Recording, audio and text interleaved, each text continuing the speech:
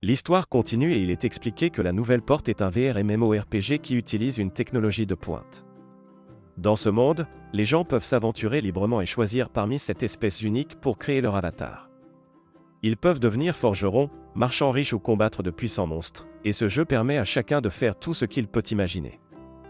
Un jour, la nouvelle porte est devenue un jeu mortel, et il est devenu impossible pour les joueurs de se déconnecter, et notre protagoniste, Shine, a continué à se battre pour battre ce jeu.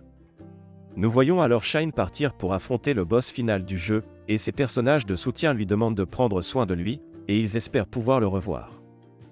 Ensuite, Shine affronte le boss final, et il essaie de lui couper la tête, mais le boss final esquive, et Shine ne coupe que son aile.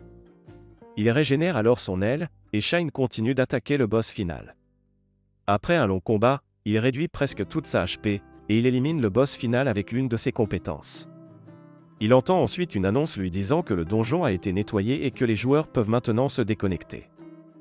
Shine est heureux que ce soit enfin fini, et il utilise un parchemin pour vérifier si tout le monde peut se déconnecter.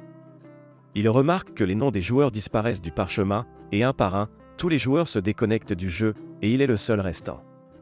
Il essaie alors de se déconnecter également, mais il remarque une porte apparaissant derrière lui, et il pense qu'il ne devrait plus y avoir d'événements dans ce jeu.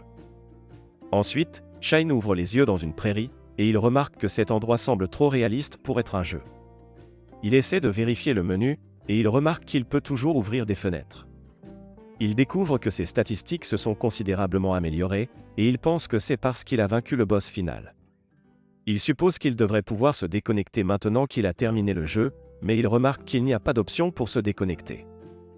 Il vérifie si quelqu'un d'autre est en ligne, mais son parchemin ne fonctionne pas car il n'est pas connecté au réseau. Il pense qu'il ne devrait pas pouvoir bouger s'il n'est pas connecté au réseau, et il se demande si c'est la réalité.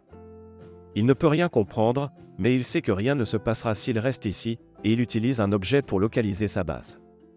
Il suit l'objet jusqu'à sa maison, et en chemin, il remarque une grande ville fortifiée qui n'était pas là auparavant. Ensuite, il arrive chez lui et remarque quelques gars essayant d'emmener une fille de sa maison. Les gars l'emmènent hors de la barrière entourant la maison, et dès qu'elle sort, un monstre les attaque tous. Les gars fuient en laissant la fille derrière eux, et la fille pense qu'elle va être tuée, mais Shine la sauve et lui dit qu'il est chez lui. Les deux discutent ensuite à l'intérieur de la maison, et la fille se présente comme Tyra Lucent et remercie Shine de l'avoir sauvée. Elle demande à Shine s'il connaît son maître, et Shine ne sait pas de quoi elle parle. Tyra mentionne que tout le monde connaît le commerçant par intérim du sanctuaire de la lune nommé Schneerezar, et Shine se souvient que Schnee était l'un de ses personnages de soutien, et il est surpris que le sanctuaire de la lune existe toujours. Il confirme avec Tyra qu'il parle de la même personne, et il lui dit que lui et Schnee remontent loin. Il se demande où elle est en ce moment, et Tyra mentionne qu'elle ne peut pas partager cela avec lui, car ils viennent de se rencontrer, et ses gars dehors la cherchaient aussi.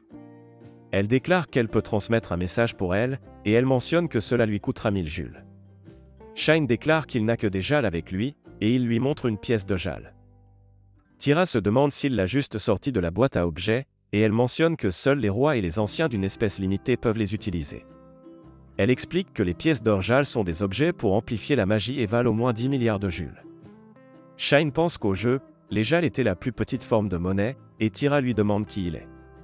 Shine mentionne qu'il est juste un haut humain, et Tyra déclare que les hauts humains ont disparu depuis longtemps. Elle explique qu'il y avait autrefois 6 hauts humains dans ce monde, mais qu'ils ont disparu lors du crépuscule de la prospérité il y a 500 ans. Shine se demande ce que c'est, et Tyra explique que le crépuscule de la prospérité était un événement historique où de nombreuses personnes ont disparu, y compris les hauts humains. Shine pense qu'elle doit parler de l'événement de déconnexion de masse, et il réalise que ce monde se situe 500 ans après les événements du jeu. Il remercie Tyra de lui avoir tout dit, et il lui donne la pièce de Jal. Tyra hésite à l'accepter et lui demande s'il ne va pas essayer de la reprendre. Shine déclare qu'il ne le fera pas, et elle est heureuse de tenir une pièce de Jal. Shine lui dit que cela devrait lui être utile car les elfes utilisent la magie, et Tyra se demande si elle lui ressemble à un elfe. Shine déclare que oui, et Tyra ne peut pas le croire, car même son maître lui a jeté un sort d'illusion. Shine se demande pourquoi elle ferait cela, et Tyra explique que les elfes aux cheveux noirs sont un symbole de malheur. Elle déclare qu'à cause de cette chevelure noire, les monstres l'attaquaient fréquemment, et elle a été chassée de son village.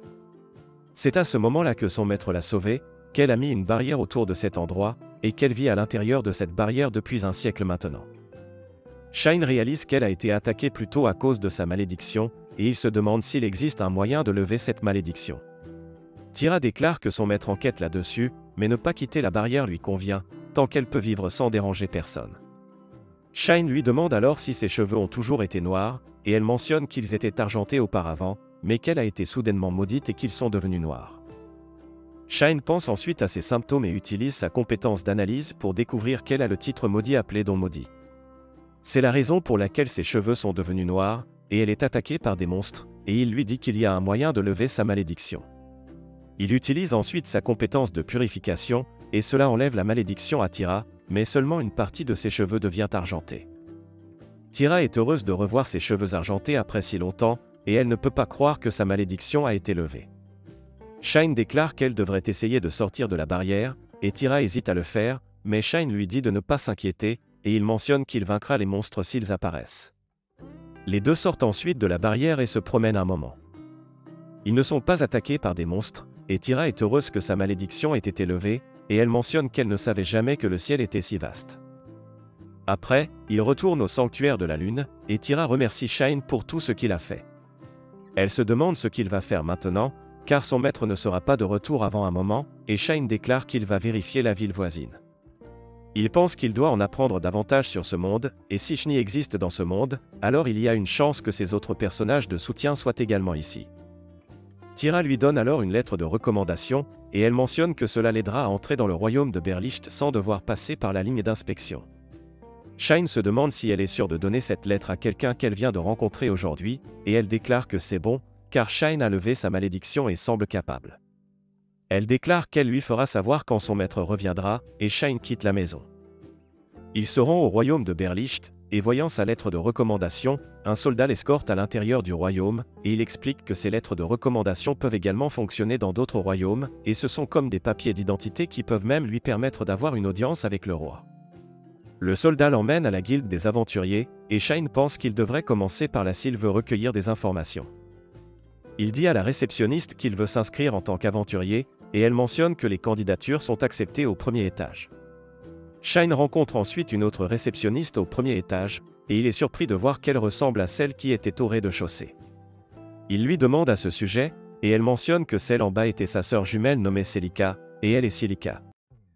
Elle dit à Shine de remplir le formulaire d'inscription et de payer les frais d'inscription. Ensuite, nous voyons Shine attendre dans une taverne reliée à la guilde, et il est surpris qu'il faille une journée entière pour faire une carte de guilde. Celica vient alors vers lui avec quelque chose à manger, et il découvre qu'elle aide à la taverne quand elle n'est pas occupée. Shine mange la nourriture, et pendant ce temps, Celica le fixe. Il lui demande si elle veut quelque chose, et elle se demande si c'est vrai que Shine a une lettre de recommandation du sanctuaire de la lune. Shine déclare que oui, et elle se demande si elle peut vérifier l'authenticité de la lettre dans une autre pièce. Shine mentionne qu'elle le peut, mais il ne veut pas rencontrer le maître de guilde juste après être arrivé ici. Celica lui dit qu'il est déjà trop tard pour cela, car le maître de guilde est juste derrière lui. La scène coupe ensuite à Shine et au maître de guilde parlant dans une pièce, et le maître de guilde se présente comme Barluxheim. Il demande à Shine de lui montrer sa lettre de recommandation, et Shine lui montre la lettre, et Barlux place une autre lettre de recommandation dessus. Les lettres commencent à briller, et Shine est surpris de voir cela. Barlux explique que les lettres de recommandation résonnent lorsqu'elles sont placées les unes sur les autres, et il se demande qui lui a donné cette lettre. Shine déclare que c'était Tira, et Barlux pense que quelque chose de majeur doit s'être produit si elle a oublié de lui expliquer comment fonctionnent les lettres. Il explique qu'une lettre de recommandation leur permet d'entrer dans la plupart des nations sans inspection, qu'elle est acceptée dans toutes les guildes et que dans certaines nations comme Berlicht, elle leur accorde également une audience avec le roi. Ce sont la forme d'identification la plus fiable et un objet extrêmement puissant à avoir.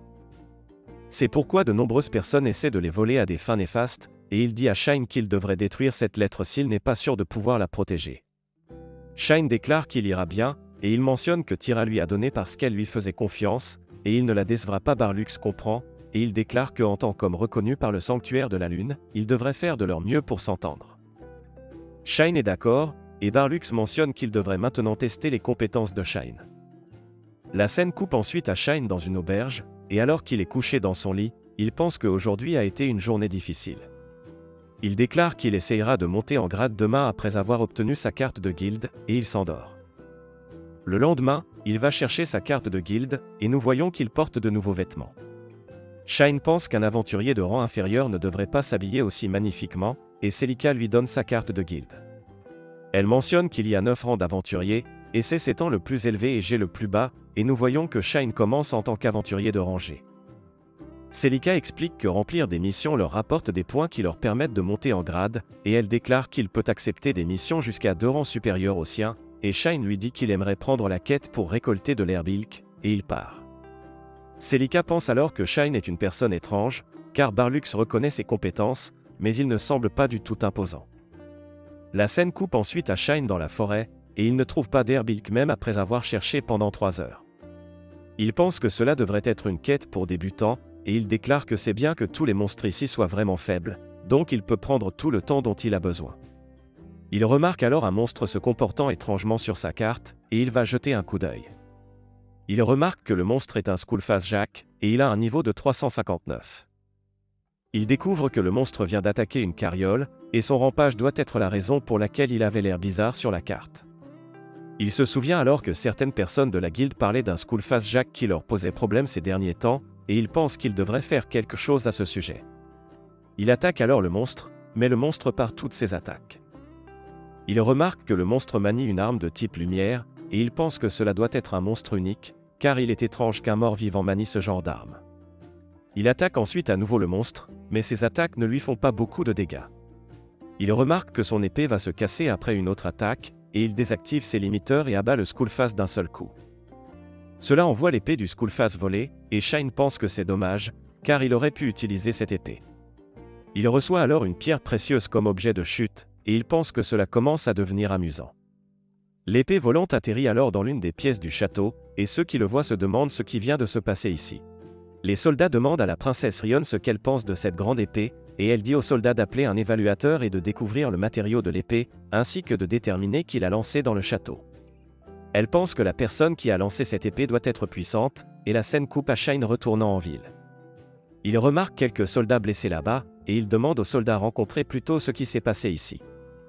Le soldat mentionne que ces gars ont été attaqués par un Skullface Jack dans la forêt du Nord, et 12 d'entre eux y sont réellement allés, mais seuls 4 sont revenus vivants. Shine réalise que l'épave qu'il a vue plus tôt doit être la leur, et le soldat mentionne qu'il y a aussi eu un signalement d'une grande épée volant vers le château depuis la forêt du Nord. Personne n'a été blessé dans l'incident, mais il se demande si Shine sait quelque chose à ce sujet. Shine déclare qu'il ne sait pas, car il était occupé à rassembler de l'herbe ilk, et le soldat part après avoir demandé à Shine de lui faire savoir s'il découvre quelque chose, car il a été chargé d'enquêter là-dessus. Ensuite, Shine retourne à la guilde, et il est soulagé que personne n'ait été blessé à cause de l'épée. Celica le salue de retour, et Shine se demande si l'agitation dans la guilde est due au Skullface Jack. Celica lui dit que oui, et elle mentionne que le point de reproduction est proche du royaume, donc la demande pour le supprimer est la priorité absolue en ce moment. Elle demande ensuite à Shine s'il a quelque chose à signaler, et Shine lui dit qu'il vient de vaincre le Skullface Jack. Il lui montre le joyau qu'il a pillé sur lui, et elle est surprise d'entendre cela. Shine mentionne que c'est agréable de voir une personne calme comme elle perdre son sang-froid, et une elfe nommée Else arrive là-bas, et elle lui demande d'arrêter de taquiner sa collègue. Elle se présente, et Celica lui murmure que Shine vient de dire qu'il a vaincu le Skullface Jack. Else est surprise d'entendre cela, et Shine mentionne qu'il n'a rien pour prouver cela, car l'équipement du Skullface n'était pas si génial, donc il s'est abstenu de le piller.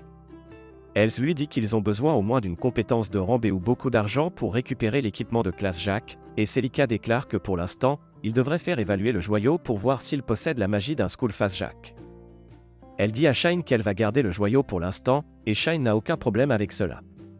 Il demande ensuite à Else si Skullface apparaît souvent dans la forêt du Nord, et Else explique que les monstres morts vivants naissent de la rancune et du regret des morts se mêlant à la magie, et comme de nombreux monstres enragés vivent dans la forêt du Nord, des gens y meurent chaque jour.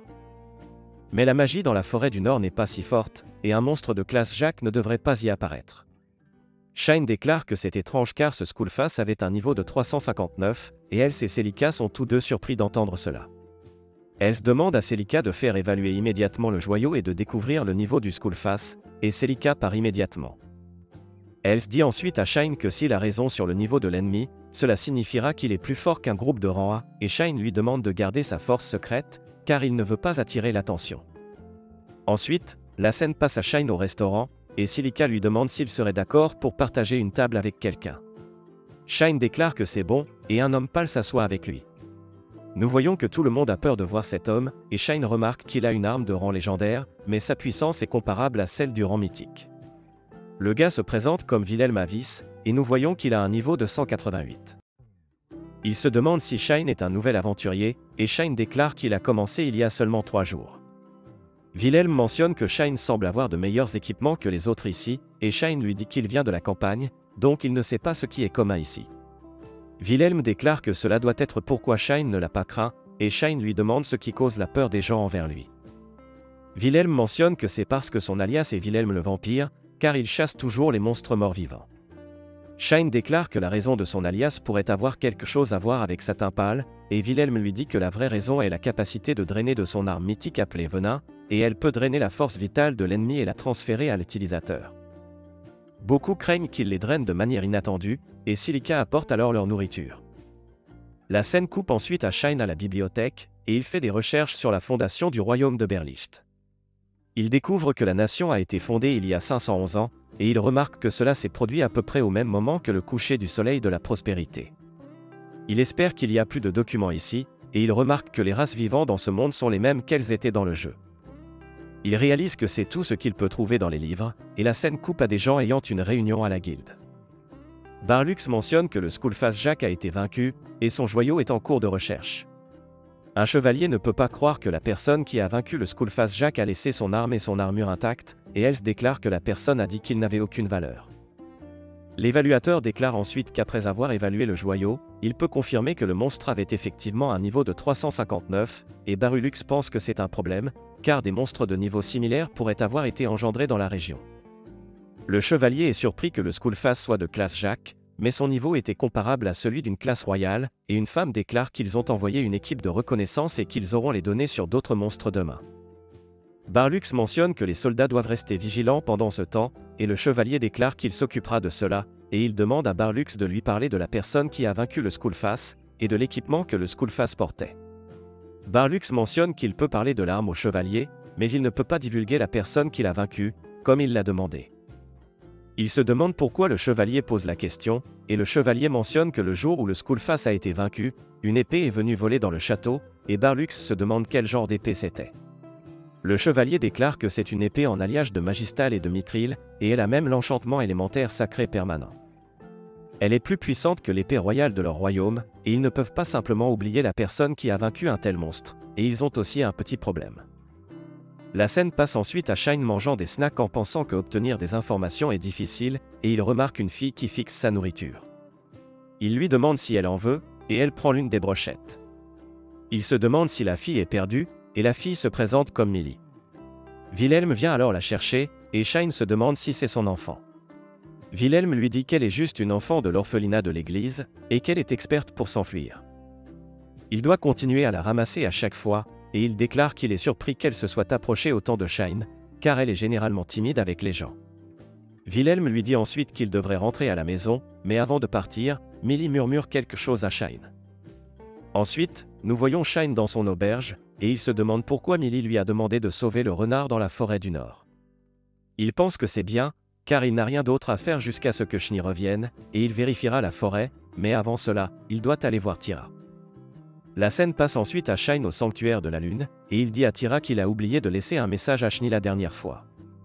Il déclare qu'il veut que Tira lui dise qu'il aimerait la rencontrer si elle se souvient de cette arme, et Tira se demande si c'est une arme ancienne. Shine déclare que oui, et c'est l'arme spéciale de Shni appelée la Lune Bleue. Elle ne peut être utilisée que par lui et Shni, et Tira déclare que même après avoir su combien de pouvoir cette épée détient, elle a peur de l'utiliser. Shine mentionne que cela pourrait être à cause des matériaux utilisés dans la fabrication de cette épée, et il mentionne que son alliage de base s'appelle le Shimradit, il a aussi l'échelle du briseur des océans et la dent du dragon de la mort noire. En entendant les noms de ces monstres, Tira est choquée, et nous découvrons que ces monstres sont des légendes. Shine la ramène à la raison, et il lui dit que si Shni reconnaît cette lame, il saura qu'elle se souvient de lui. Shine donne ensuite à Tira quelques lettres, et il mentionne qu'elle peut les utiliser pour l'informer si elle entre en contact avec Shni. C'est seulement une communication à sens unique, et elle doit simplement écrire le nom de la personne à qui elle envoie la lettre, et elle les trouvera où qu'elle soit. Tira déclare que Shine devrait pouvoir contacter Shni lui-même avec cet objet, et il mentionne qu'il a essayé de le faire, mais ça n'a pas marché. Tira se demande alors si cet objet fonctionne vraiment, et pour vérifier, Shine envoie une lettre à Tira, et ça marche. Il pense qu'il ne pourra peut-être pas envoyer de lettres à Shni car ils ne sont pas familiers dans ce monde, et Tira demande alors à Shine s'il peut avoir un tas de ces lettres. Shine n'a aucun problème avec cela, car il en a beaucoup, et Tira déclare qu'elle veut étudier ces objets magiques, car elle veut devenir magicienne un jour. Shine part ensuite après lui avoir remis les lettres, et Tira envoie une lettre à son maître. Ensuite, la scène passe à Shine dans la forêt du Nord, et il se demande ce qu'il est censé sauver. Il s'enfonce plus profondément dans la forêt, et il entend une voix lui dire de s'en aller. Il pense qu'il doit y avoir une barrière ici, mais c'est inutile contre lui, car il a renforcé sa manipulation mentale. Il s'enfonce ensuite plus profondément dans la forêt, et il trouve un sanctuaire. Il remarque qu'il n'y a pas de manipulation mentale ici, et il pense que c'est le centre de la barrière. Il entre dans le sanctuaire, et il entend le bruit de quelque chose qui se fissure. À l'intérieur du sanctuaire, il trouve un petit renard, et il remarque que le renard est empoisonné et maudit. Il découvre qu'il est en train de mourir, et il guérit le renard. Il remarque alors un tas de monstres qui se dirigent vers lui, et il pense que le son plutôt doit provenir de la barrière qui se brise. Les monstres se rassemblent alors autour du sanctuaire, et Shine utilise une lance pour les combattre tous, et il parvient à les éliminer facilement. Il découvre alors qu'il y a encore 2 monstres ici, et les statues de renards autour du sanctuaire prennent vie. Nous voyons qu'ils sont des golems envahis, et ils ont un niveau de 674. Les golems l'attaquent alors, mais Shine esquive, et il réalise qu'ils sont désorientés par le miasme autour d'eux. Il pense qu'il ne peut pas les laisser comme ça, et il utilise sa compétence appelée lien d'ombre pour lier les monstres. Les monstres utilisent ensuite leur compétence pour envelopper toute la zone d'obscurité, et ils attaquent Shine. Shine ne peut pas voir ses ennemis dans l'obscurité, et il pense qu'il ne peut pas utiliser toute sa puissance sinon ce petit renard sera aussi affecté. Le renard lui montre alors le cercle magique dans lequel il se trouvait plus tôt, et Shine remarque qu'il n'est pas si sombre dans le cercle. Il utilise ensuite sa compétence appelée lien d'arc pour lier les monstres, et il les finit en utilisant sa compétence appelée piqué de dévastation. Ensuite, il se demande ce qu'il devrait faire avec ce renard, et il remarque que le renard est en fait une queue d'éléments de niveau 211. Il est surpris de voir cela, car la queue d'éléments est le monstre de plus haut niveau dans la nouvelle porte, et elle est censée ressembler à un humanoïde ou à un grand renard. Il n'a jamais entendu parler de quelque chose comme ça, et il pense que cela ne sert à rien d'y penser, et il demande au renard s'il veut venir avec lui. Le renard est d'accord, et Shine pense alors que les golems corrompus par le miasme et un renard cube élémentaire sont tous deux des incidents qui n'étaient pas dans le jeu, et ils pourraient être un indice pour retourner dans son monde. Ensuite, nous voyons Shni recevoir une lettre de Tira, et elle est surprise de découvrir que son maître est de retour. Ensuite, nous voyons Shine sur le chemin du retour vers la guilde, et il pense qu'il ne s'attendait pas à affronter autant de skulls face au sanctuaire. Il pense qu'il devrait le signaler à la guilde, mais il décide de ne pas leur parler de la queue d'éléments pour l'instant. Ensuite, il demande à la queue d'éléments si elle aimerait former un contrat avec lui, et il explique qu'il peut la dompter. Il affirme qu'un dresseur et un monstre peuvent former un partenariat, et avec cela, il pourra garder le niveau et les statistiques de la queue d'éléments cachés, et les deux pourront être ensemble tout le temps. Entendant cela, la queue d'éléments accepte de former un contrat avec lui, et les deux entrent en contrat. Ensuite, Shine pense qu'il devrait donner un nom à la queue d'éléments, et il la nomme Yuzua. La queue d'éléments aime son nom, et Shine reçoit ensuite une lettre de Tira. Après l'avoir lue, il découvre qu'elle a pu envoyer une lettre à Shni, et il lui dit de lui dire bonjour de sa part. La scène passe ensuite à Shine à la guilde, et il déclare qu'il a quelque chose à rapporter. Les jumeaux lui disent de continuer, et Shine se demande à qui il devrait faire son rapport. Celica dit à Silica qu'elle va prendre le rapport de Shine, car il est devant elle, et Silica se demande pourquoi elle ne peut pas prendre le rapport. Celica dit simplement qu'elle ne peut pas, et Silica cède, et Shine fait son rapport à Celica.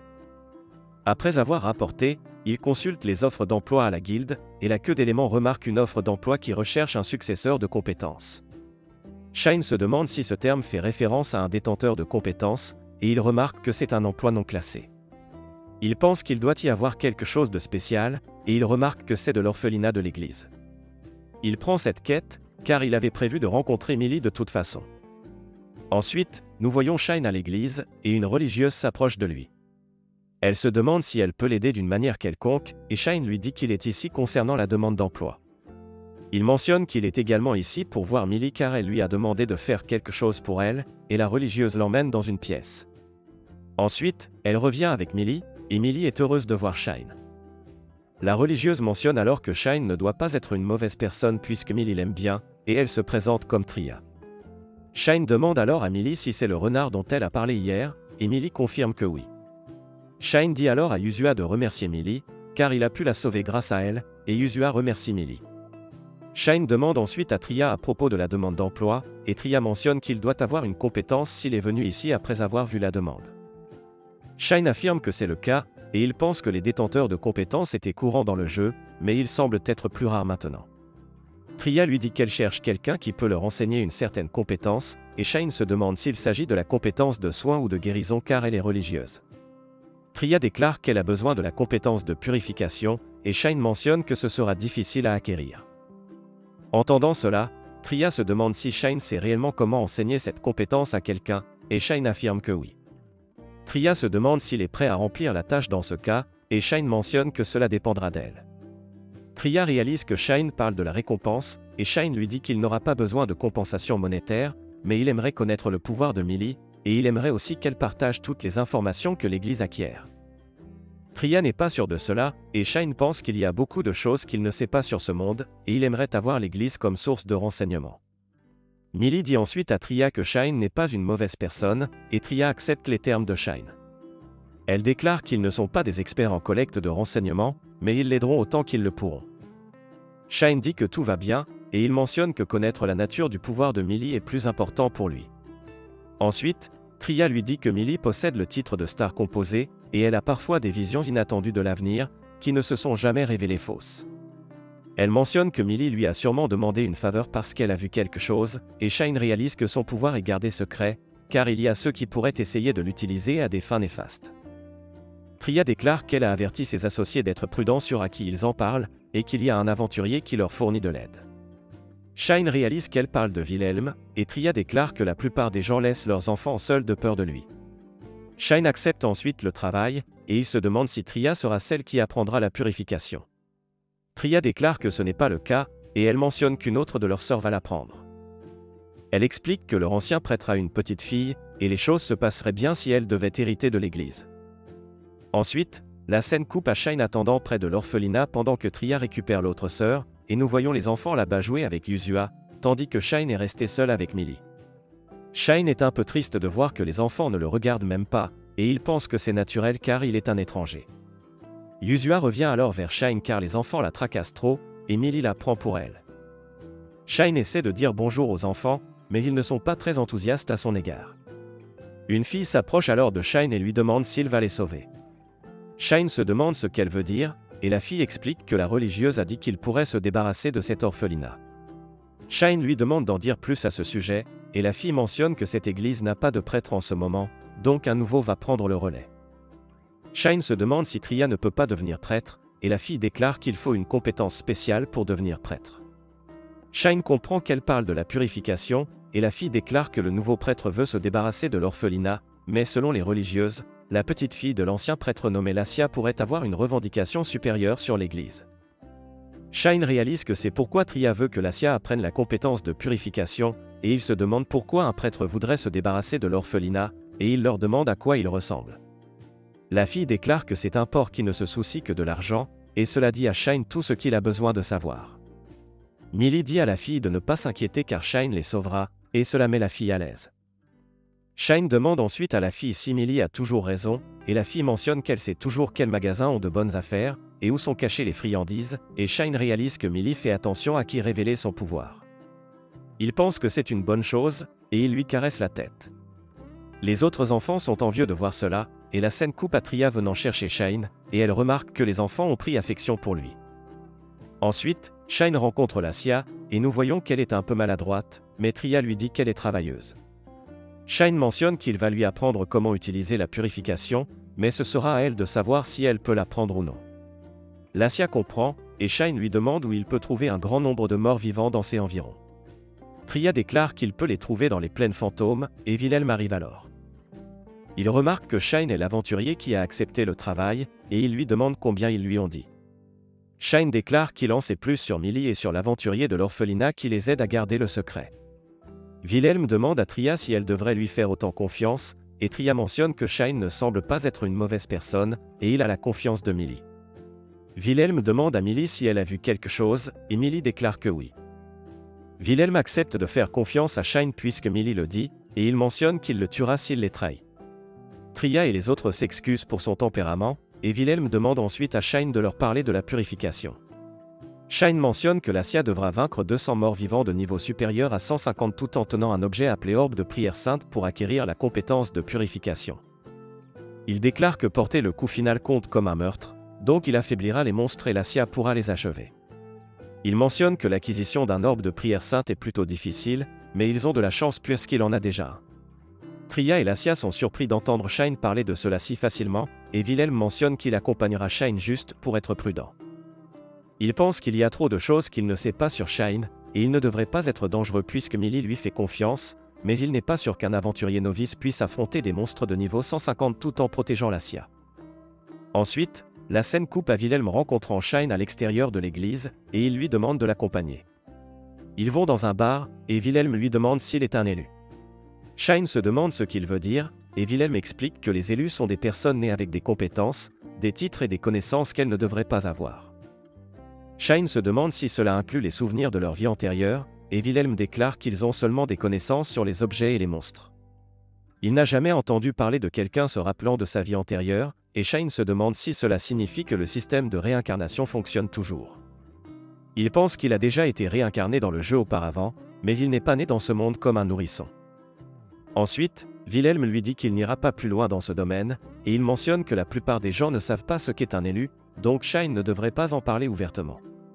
Shine pense que Wilhelm est vraiment un bon gars, et il reçoit ensuite une lettre de Tira. Après avoir lu la lettre, il découvre que Tira a reçu une réponse de Shni, et elle a dit qu'elle reviendrait dès qu'elle aurait fini son travail.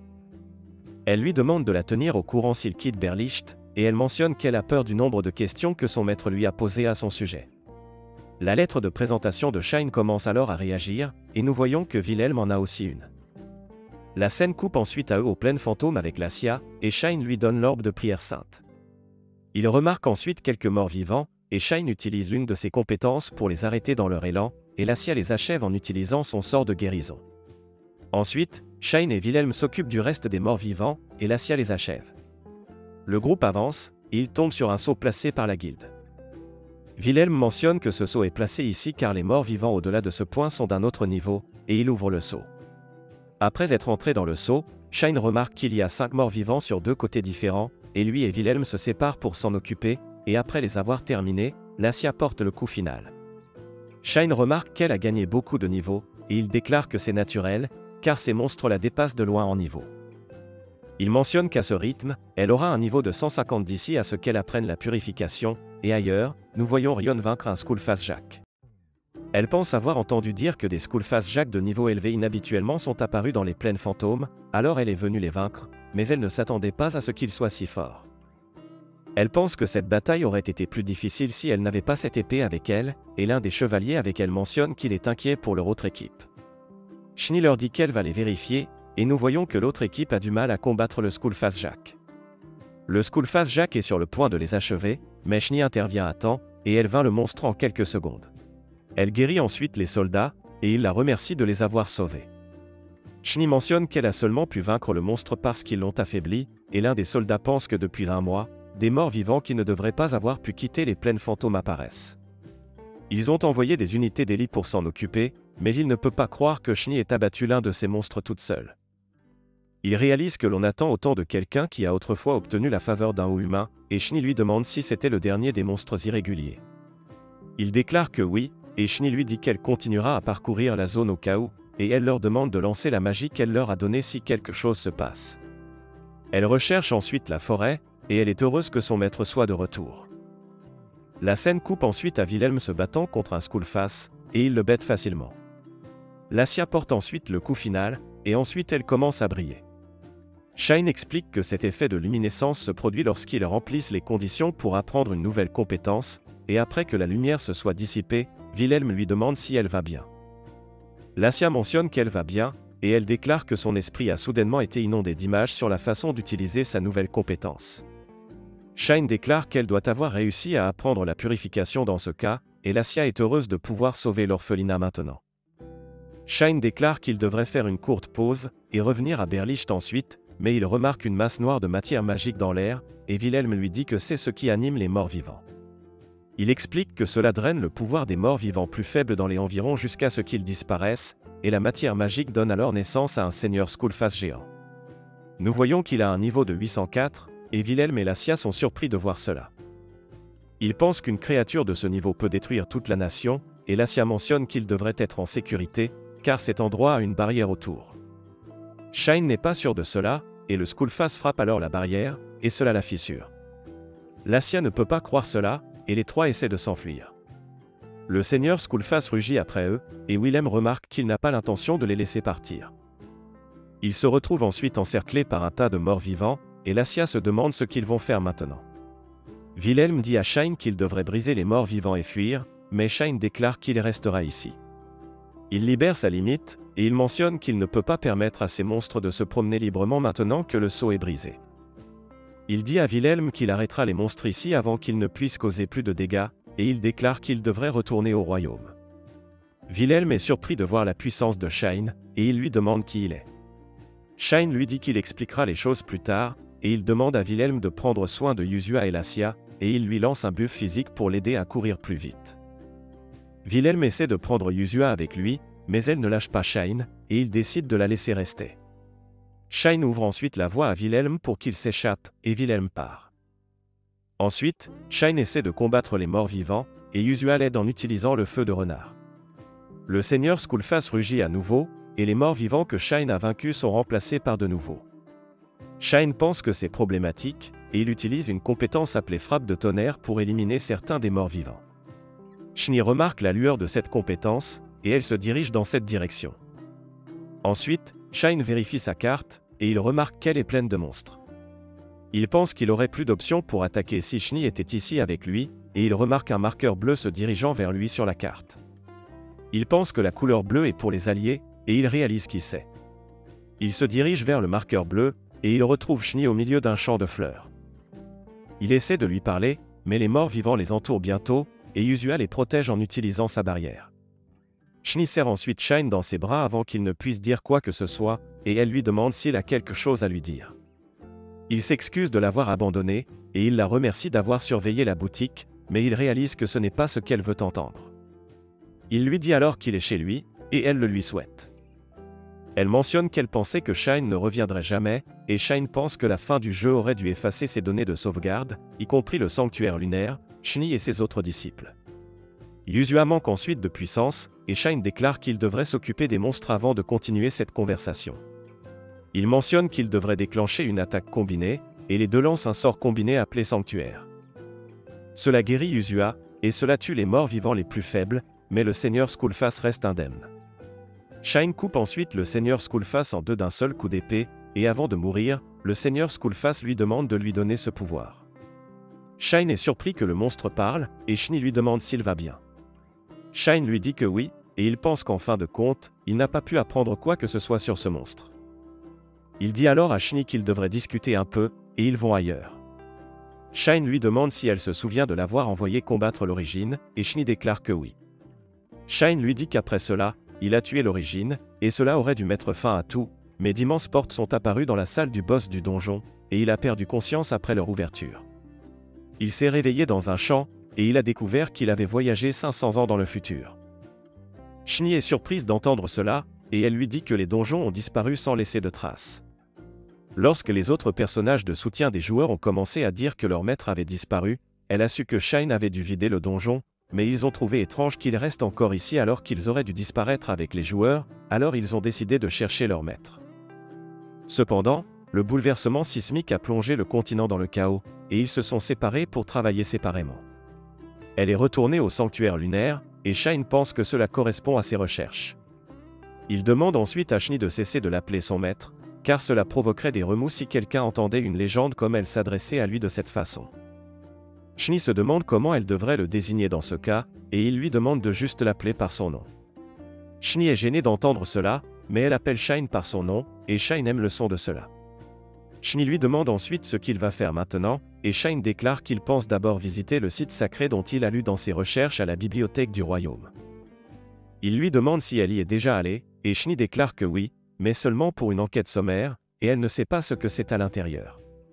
Shine mentionne qu'il devra le vérifier lui-même dans ce cas, et Shni lui demande s'il va partir une fois qu'il aura trouvé un moyen de retourner dans son monde. Shine déclare que oui, et Shni mentionne qu'elle savait qu'il dirait cela. Shine lui demande alors combien elle se souvient de l'époque où ce monde n'était qu'un jeu, et elle mentionne qu'elle se souvient de tout depuis le jour où ils sont descendus dans ce pays jusqu'à la fin. Elle déclare qu'elle ne l'oubliera jamais, et elle mentionne qu'elle est devenue plus consciente d'elle-même autour de la période où lui et les autres appelaient cela un jeu de mort. Jusque-là, c'était comme si elle regardait une vidéo, ou observait la situation d'en haut. Shine pense qu'elle devait savoir qu'elle disparaîtrait après que les joueurs se soient déconnectés, et il se demande ce qu'ils traversaient tous à l'époque. Shni déclare que cela n'aurait troublé que Shine s'ils avaient dit quelque chose, et il n'était pas non plus complètement autonome à l'époque. Il n'aurait rien pu faire même s'il l'avait voulu, et Shine mentionne qu'il ne peut pas s'empêcher de tout remettre en question maintenant qu'il sait qu'ils étaient conscients d'eux-mêmes. Shni déclare qu'elle sait que Shine serait allé se battre même s'il avait su cela, et il mentionne qu'elle a raison à ce sujet, et il lui rappelle qu'ils ont fait une promesse. Shni déclare ensuite qu'ils devraient arrêter la conversation triste ici, et faire la fête une fois qu'ils seront revenus au sanctuaire lunaire, mais avant cela, elle lui demande qui est ce petit renard. Shine déclare que tous deux sont partenaires, et il présente Yuzua. Il lui dit qu'elle est une queue d'éléments, et Shni mentionne qu'elle savait que ce n'était pas un esprit ordinaire dès qu'elle a posé les yeux sur ses queues. Shine est surpris d'entendre cela, et il remarque que Yuzua a maintenant 3 queues, et elle salue Shine d'un bon matin. Shine est surpris de l'entendre parler, et Yuzua mentionne que sa tête s'est éclaircie lorsque cette chose noire a disparu. Shine pense ensuite que le sanctuaire était également entouré de Skullface, et le seigneur qu'il a vaincu plus tôt devait être leur chef. Il dit à Yuzua de ne pas parler devant les autres, et Yuzua se demande si elle peut lui parler par télépathie. Shine le permet, et Shni se demande ce qu'ils vont faire avec les 3 queues. Il demande à Yuzua si elle peut fusionner ses queues en une seule, et Yuzua le fait. Shine lui demande de rester comme ça quand ils sont avec des gens, et elle accepte. Shni pense alors que Yuzua est mignonne, et Shine lui demande si elle aimerait la caresser. Shni déclare qu'elle le ferait, et pendant qu'elle la caresse, elle mentionne que Shine arrive toujours à la surprendre. Elle déclare que personne dans le jeu n'a jamais apprivoisé une queue d'éléments, et elle mentionne que Shine est le seul à pouvoir faire quelque chose de fou comme ça. Elle déclare que contrairement à celui qu'ils ont combattu précédemment, celui-ci n'a pas un niveau élevé, et Shine mentionne qu'affaiblir une queue d'éléments n'est pas une mince affaire, car normalement ils ne peuvent pas se permettre de baisser leur garde autour de ces monstres. Il dit ensuite à Shni qu'il devrait partir, et il déclare qu'il a envoyé ses compagnons devant sans lui. Shni mentionne qu'il pourrait les rattraper s'ils se dépêchent, et Shine déclare qu'il devrait courir aussi vite que possible car il ne veut pas qu'ils rapportent quoi que ce soit à la guilde. Shni mentionne qu'ils auraient pu reporter leur conversation à plus tard, s'il lui avait parlé de cela plus tôt, et Shine lui dit qu'il ne pouvait pas attendre de lui parler après avoir vu son visage. Ils partent alors, et ailleurs, Lassia demande à Wilhelm si Shine va bien. Wilhelm déclare qu'il devrait l'être, car il est fort, et il remarque que quelque chose vient vers eux à une vitesse folle. Lassia se demande si le monstre les a suivis, et Wilhelm essaie de la protéger, mais il remarque que ce n'est que Shine et Shni, et Wilhelm demande à Shine de ne pas les confondre de la sorte. Ailleurs, Rion enquête sur l'endroit où Shine a combattu le seigneur Skullface, et ses soldats ne trouvent rien. Il déclare qu'après avoir entendu cette voix mystérieuse, les hordes de Skullface ont disparu, et la lumière responsable de les transformer en poussière a également guéri leurs soldats. Rion se demande qui aurait pu être derrière cela, et l'un des soldats lui montre une épée qu'il a trouvée. Il lui dit qu'elle a été gravée à l'extrémité lointaine de la fissure dans le sol, et cette épée a dû être utilisée pour créer cette fissure. Il mentionne qu'il ne sait pas quelle compétence aurait pu faire cela, et il lui montre que l'épée a la figure d'un faucon sur le pommeau. Il connaît un forgeron qui grave ces types de symboles sur ses épées, et il lui montre que cette épée est puissante même si elle est en si mauvais état. Il lui dit qu'un humain appelé le forgeron noir est le seul qui puisse forger ce genre d'épée, et Rion est surprise d'entendre cela. Elle mentionne que les hauts humains sont censés être éteints, et le soldat déclare que c'est pourquoi il ne peut pas étayer sa théorie, mais il est clair qu'il y a un humain extraordinaire ici qui peut traiter les armes de ce niveau comme jetables. Rion pense alors que le forgeron noir est censé être le propriétaire du sanctuaire lunaire, et elle mentionne qu'il devrait demander autour d'eux une fois qu'ils seront de retour au royaume. Le soldat se demande ce qu'elle va faire si un haut humain est vraiment revenu, et Rion déclare qu'elle aimerait avoir un duel avec lui. Elle mentionne qu'elle ne serait pas contre l'épouser non plus, et le soldat lui demande de ne pas penser à trancher cette personne sans raison. Rion déclare qu'elle n'est pas si déraisonnable, et la scène coupe à Wilhelm demandant à Shine de s'expliquer.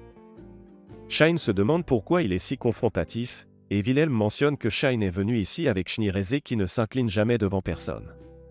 Il se demande ce qui s'est passé, et Shine lui dit que Schnee a vaincu le seigneur Skullface. Wilhelm pointe alors sa lance sur Shine, et il mentionne qu'il a remarqué que Shine a exercé une magie incroyable, et il lui demande d'arrêter de prétendre qu'il n'a rien fait.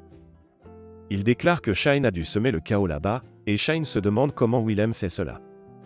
Wilhelm se met alors en colère, et il commence à attaquer Shine comme un fou, mais Shine parvient à esquiver tous ses coups. Wilhelm lui demande d'arrêter de plaisanter et d'expliquer tout, et Shine lui parle de lui en tant qu'humain de haut niveau et maître de Schnee. Wilhelm pense que cela explique la puissance magique de Shine, et Shine lui dit qu'il s'est retenu cette fois-là. Il demande ensuite à Wilhelm s'il reste des enregistrements sur les hauts humains, et Wilhelm mentionne qu'ils savent que les hauts humains étaient incroyablement forts, et avoir des compétences extrêmes était leur spécialité.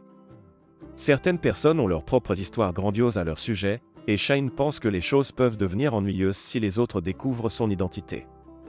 Il dit ensuite à Wilhelm qu'il est forgeron, et il lui demande s'il veut qu'il refasse sa lance. Il déclare qu'il peut ajouter tout ce que Wilhelm veut, mais Wilhelm refuse son offre. Ensuite, Lacia se réveille et elle est surprise de voir Shine ici. Elle est heureuse qu'il aille bien, et il lui dit qu'il a réussi à s'échapper de ce dilemme d'une manière ou d'une autre. Lacia remarque ensuite Schnee là-bas, et Schnee se présente à elle.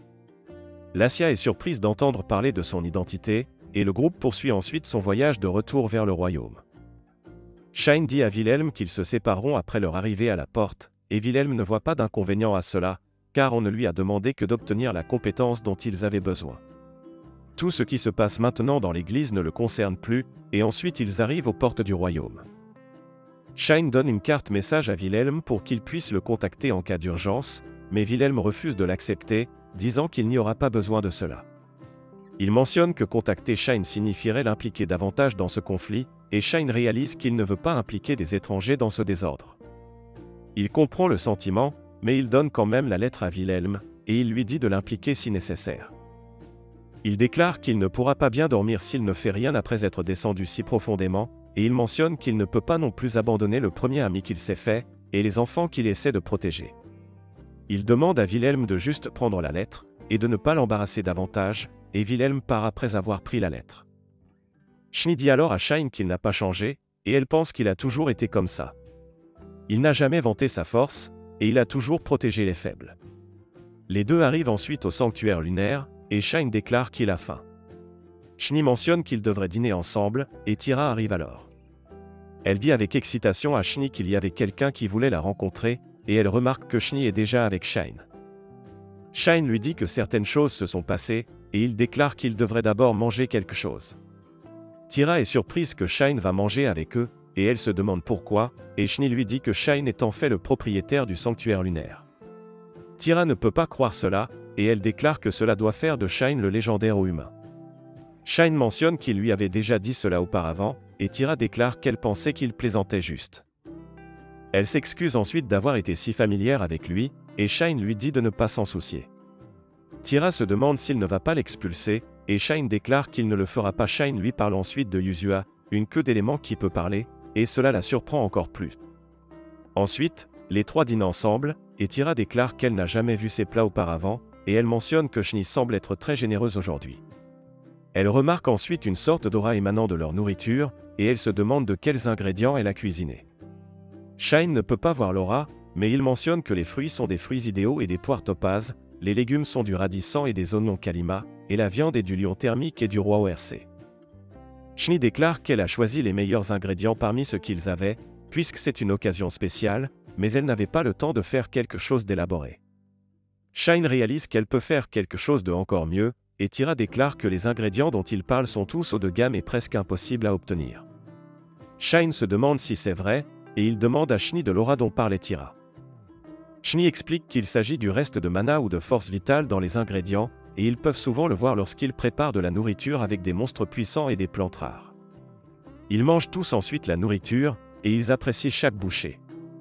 Shine découvre ensuite que les personnages de soutien ont entrepris de mener leur propre vie, et Schnee déclare qu'ils ont tous compris qu'il valait mieux ne pas s'inquiéter pour Shine. Shine pense que c'est bien, car il ne voudrait pas qu'ils cherchent quelqu'un qui pourrait ne même pas être là.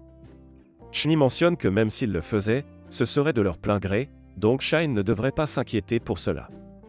Tira dit alors à Shine qu'il se soucie trop de choses, et il remarque qu'elle est ivre. Tira déclare qu'elle voit 2 de ses maîtres, et Shine demande à Shni si elle est légère. Shni déclare qu'elle ne l'a jamais vue comme ça, et elle la met au lit. La scène passe ensuite à Shine dans sa chambre, et il remarque que Yuzua dort déjà. Il s'endort aussi, et il se réveille la nuit en sentant quelque chose de lourd sur lui.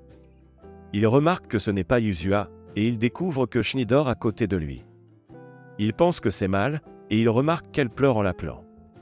Il essuie ses larmes, et il pense qu'il ne sait pas ce que signifient ces larmes, mais il s'excuse quand même. Ensuite, il se réveille le matin, et il remarque que Yuzua s'est transformée en fille. Il est embarrassé de la voir nue, et il lui dit de mettre quelque chose. Il lui donne alors quelque chose qui est généralement porté par les queues d'éléments dans le jeu, et il déclare que cela s'ajustera à sa taille. Yuzua le met, et ils sortent. Shni est surprise de voir que Yuzua peut aussi se transformer en personne, et les 4 d'entre eux prennent ensuite le petit déjeuner. Ensuite, ils discutent, et Shine demande à Yuzua pourquoi elle était à ce sanctuaire.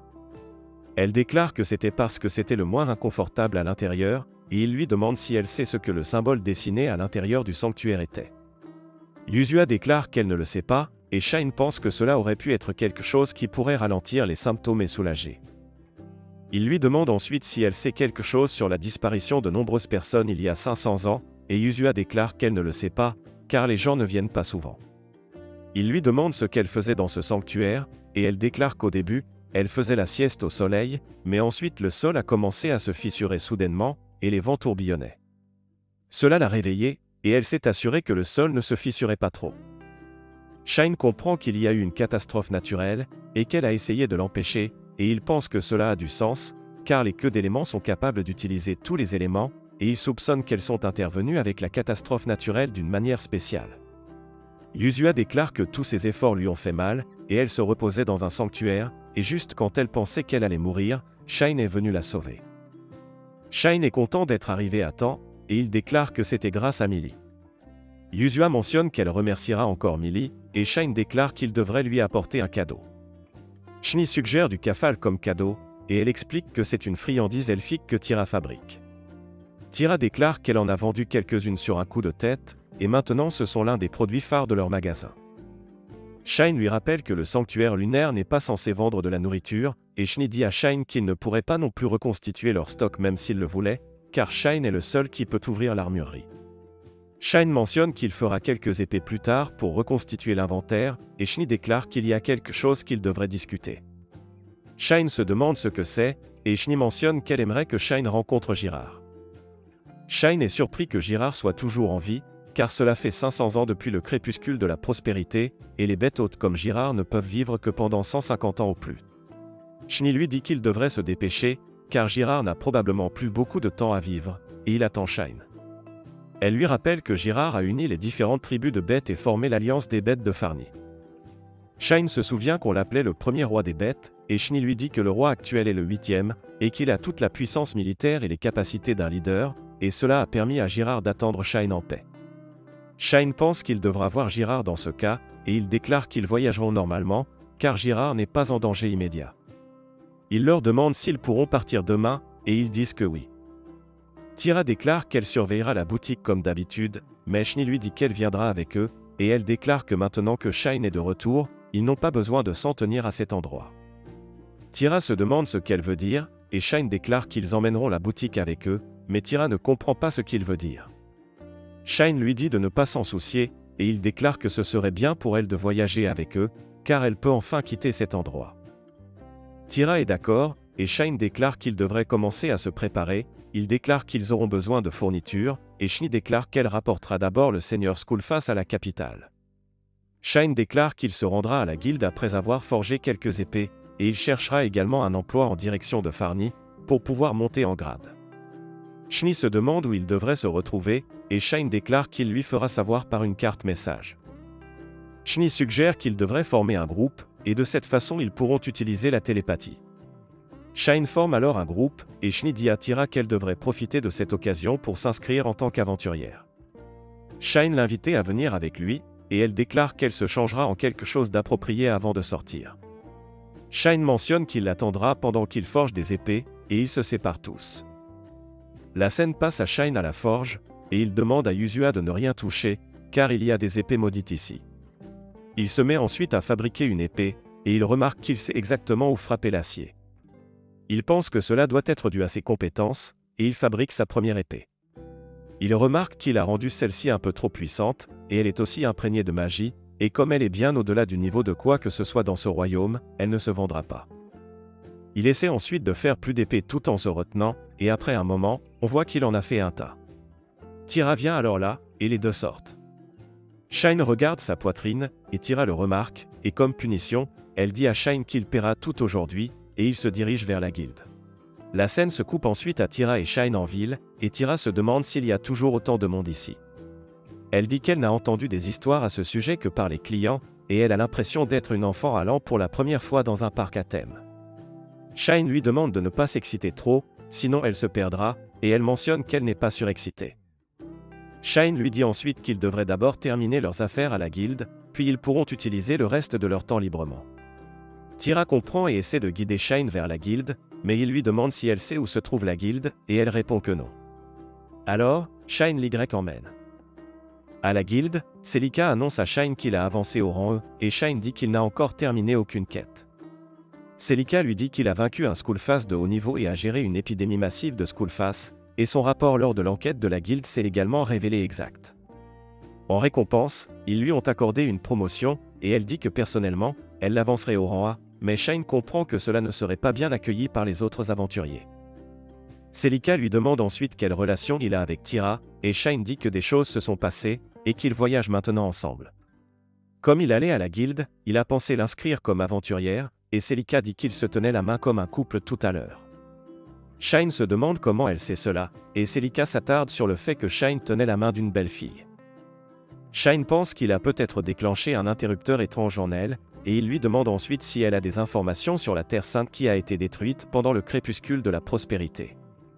Celica lui dit que seuls les aventuriers de rang B ou supérieur peuvent obtenir des informations sur cet endroit, et Shine dit qu'il lui demandera quand il montera en grade.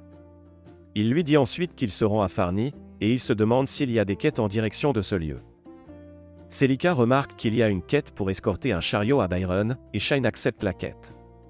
Celica lui dit que le départ est aujourd'hui à midi, et qu'il y a déjà 2 aventuriers qui prennent cette quête, donc Shine devrait les rejoindre à temps.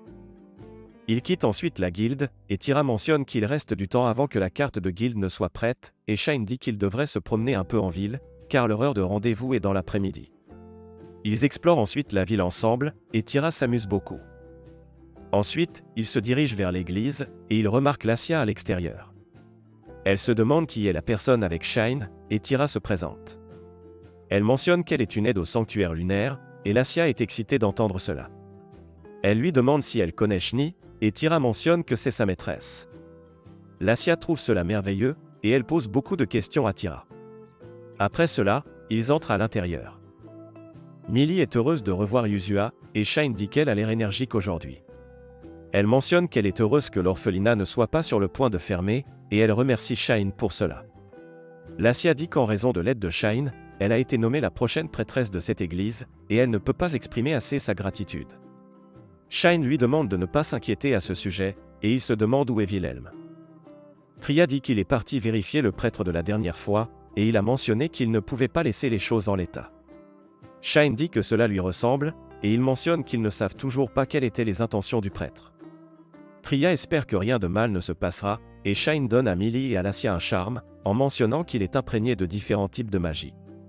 Tria et Lassia le remercient pour cela, et les enfants remarquent ensuite que Shine est là. Ils lui demandent de jouer avec eux, et on voit que les enfants se sont également attachés à Tira. La scène se coupe ensuite à Shine et Tira qui partent, et Lassia s'excuse auprès d'eux pour tout le trouble que les enfants ont causé. Tira dit que c'était bien, et elle mentionne qu'elle ne savait juste pas quoi faire, car c'était la première fois qu'elle s'occupait d'enfants. Il récupère ensuite la carte de guilde de Tira, et Tira est heureuse de devenir une aventurière. Shine mentionne qu'il est temps pour lui d'emporter le sanctuaire lunaire avec lui, et Tira dit que c'est étrange qu'il puisse emporter une maison avec eux. Shine mentionne que c'est naturel pour lui, car il est le propriétaire du sanctuaire lunaire, et ils vont dans un endroit isolé. Shine montre à Tira un cristal, et il mentionne qu'il est imprégné d'un sort de téléportation. En utilisant cela, ils peuvent se téléporter n'importe où ils sont allés auparavant, et Shine dit qu'ils vont utiliser cela pour aller au sanctuaire lunaire. Tira lui dit que les choses qu'il a avec lui n'ont tout simplement pas de sens, et elle se demande s'il est celui qui a fabriqué cette chose. Shine lui demande ce que les gens pensent des pierres de téléportation à cette époque, et Tira lui dit que la téléportation elle-même est devenue une magie perdue. Shine mentionne qu'il peut créer autant de ces choses qu'il le souhaite, tant qu'il a les matériaux, et Tira dit qu'elle s'attendait à cela de la part d'un humain supérieur légendaire. Les deux se téléportent ensuite au sanctuaire lunaire, et Tira dit que c'était une expérience étrange.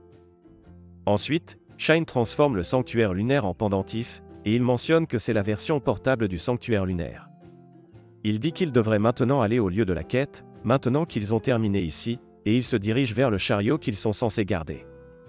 Ils se présentent aux autres aventuriers qui ont accepté la quête, et l'un d'eux se présente comme Tsubaki, et l'autre se présente comme Geiya. Nak, le marchand que les aventuriers sont censés protéger, arrive ensuite, et il dit qu'il compte sur eux. Ils partent tous, et pendant ce temps au palais, le roi reçoit la nouvelle que le sanctuaire lunaire a disparu. Il ne peut pas croire cela, car le sanctuaire lunaire est un bâtiment immuable qui existe depuis le crépuscule de la prospérité, et aucun homme n'a jamais pu le conquérir. Aucun monstre de haut niveau n'a pu l'envahir, et c'est une boutique fabriquée avec une technologie perdue depuis longtemps.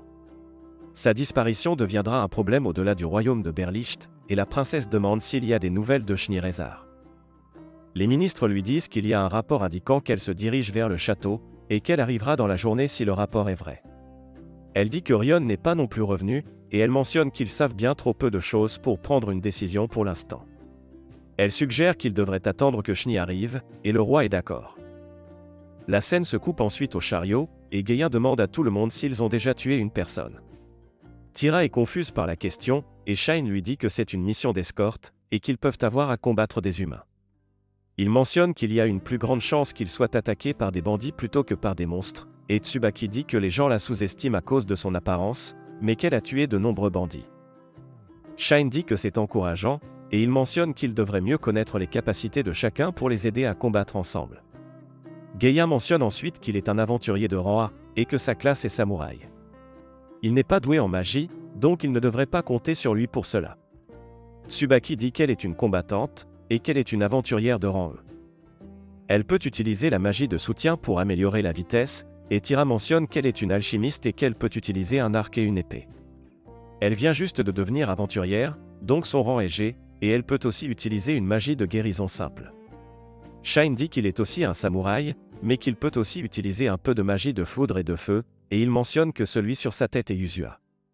C'est un monstre, et il a formé un contrat de dompteur avec elle.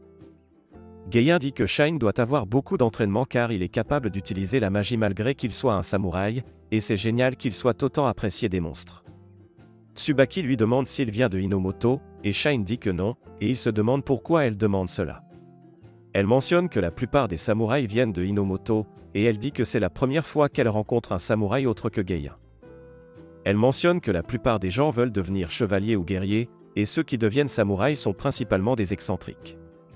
Shine lui dit que c'est une classe géniale qui peut tendre des embuscades depuis les murs, et Tsubaki dit que ce qui est ridicule, c'est qu'ils doivent s'entraîner comme chevaliers et berserkers pour entrer dans la classe de samouraï. Shine comprend ce qu'elle veut dire, et il dit que la classe de samouraï est forte. Elle est d'accord, mais elle pense toujours que c'est bizarre. Geiya mentionne ensuite que Hinomoto est une nation insulaire unique qui a été formée en raison des mouvements de la croûte terrestre, et il y avait de nombreuses bases de guildes de samouraïs et de ninjas là-bas. Ces personnes sont devenues le centre de la formation du pays, et à Hinomoto, ceux qui veulent être des combattants ont une adoration pour les samouraïs. Shine lui demande les noms des guildes qui ont formé Hinomoto, et Geiya dit que celles connues du public sont Kashofujetsu, Majin Keppuroku, et Koromiko Shrine, et Shine se souvient que ce sont des guildes du jeu. Geiya dit qu'il y avait d'autres petites guildes impliquées dans cela aussi, mais qu'elles ne sont pas bien connues. Le chariot s'arrête soudainement, et Shine et les autres remarquent des bandits à l'extérieur. Il demande au marchand de laisser tout son argent et ses biens s'il ne veut pas mourir, et Shine dit à Nak de rester dans le chariot, et il demande à Yuzua de le protéger. Il se prépare ensuite à se battre, et Tira se demande si elle sera capable de tuer des humains. Elle pense qu'elle doit le faire, sinon ceux qui sont devant peuvent avoir des problèmes, et le chef des bandits dit qu'il devrait aussi laisser Tsubaki ici. Ils mentionnent qu'ils vont s'amuser avec elle, et les autres bandits disent qu'ils vont la faire crier, car ils ne peuvent pas se mettre dans l'ambiance sans bruit. Ils mentionnent qu'ils ne lui donneront pas une mort facile, et Shine devient vraiment en colère après avoir entendu cela. Tira remarque que Shine semble différent de d'habitude, et elle pense que l'aura meurtrière qu'il dégage est dangereuse. Elle remarque ensuite qu'il y a des membres cachés du groupe de bandits dans la forêt, et elle pense qu'attaquer une personne est effrayant, mais qu'elle n'a pas d'autre choix. Gaïen demande ensuite aux bandits de reculer s'ils ne veulent pas mourir, et le chef mentionne qu'il sait que la plupart de leur groupe est de rang ou inférieur. Même si Gaïen est un aventurier de rang A, il ne pourra pas se battre tout en protégeant les autres, et Gaïen pense que cette rencontre ne semble pas être une coïncidence. Shine se demande d'où ils tiennent leurs informations, et Tsubaki dit qu'ils devront leur soutirer cela par la force. Tira tire ensuite sur les membres cachés du groupe de bandits, et les bandits restants attaquent Shine et les autres. Gaïen en abat un, et Tsubaki utilise sa vitesse pour en vaincre un autre. Shine en abat deux à la fois, et en voyant cela, le chef se demande qui sont ces gens. Il mentionne qu'ils sont tous censés être de rang ou inférieur, à l'exception du Dranir, et que leurs armes devraient également être inférieures aux leurs. Shine se dirige ensuite vers le chef avec rage, et il tranche son épée. Il le bête ensuite et l'attache, et le chef dit qu'il va tous les tuer une fois libéré de ses liens. Shine pointe son épée vers lui, et il dit qu'il va lui dire d'où il tient ses informations.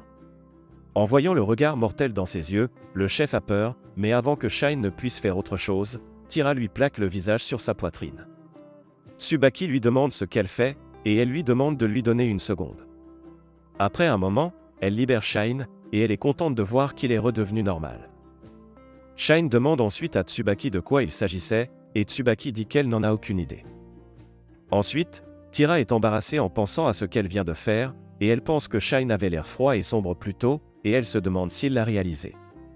Elle se souvient que cela l'a calmée quand sa maîtresse l'a serré dans ses bras, alors elle a fait la même chose pour Shine, mais elle est trop embarrassée pour lui faire face maintenant. Merci d'avoir regardé les parties 1 à 6, le reste des parties sera sur ma chaîne. Veuillez aimer et partager la vidéo si vous l'avez appréciée, et assurez-vous de cliquer sur le bouton d'abonnement et d'activer la cloche de notification pour continuer à recevoir de nouvelles mises à jour sur les résumés d'anime.